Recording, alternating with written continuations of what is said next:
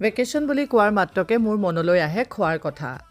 সেয়ে দিনটো আৰম্ভ কৰিলোঁ হোটেল ব্ৰেকফাষ্টৰ সৈতে। হোটেলৰ পৰা ব্ৰেকফাষ্ট কৰি ওলাই গ'লোঁ বিগ বি হানি ফাৰ্ম চাবৰ কাৰণে। এইখনত বোলে পিয়'ৰ মৌজোল পোৱা যায়।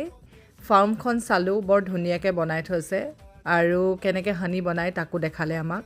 সেইখিনি চাই মেলি দামটোও ভাল পালোঁ অলপমান, মৌজোল কিনি তাৰ পৰা ওলাই আহিলোঁ।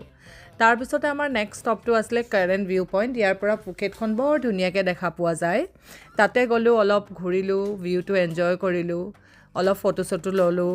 তাৰ পৰা ওলাই আহিলোঁ আমি আমাৰ নেক্সট ষ্টপলৈ। নেক্সট ষ্টপটো আছিলে টাইগাৰ কিংডম।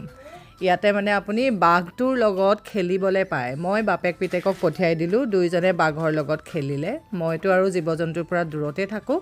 এবাৰ কৰিছিলোঁ ছাউথ আফ্ৰিকাত, তাৰপিছত মোৰ একেবাৰে ভাল নলগা হ'ল। সেইকাৰণে আৰু বাপেক পিতেকৈ গ'ল আৰু ভিতৰত, মই বাহিৰতে থাকিলোঁ। সেনেকৈ আমি দিনটো শেষ কৰিলোঁ। ভালকৈ খাই বৈ হোটেলত আহি ৰেষ্ট কৰিলোঁ।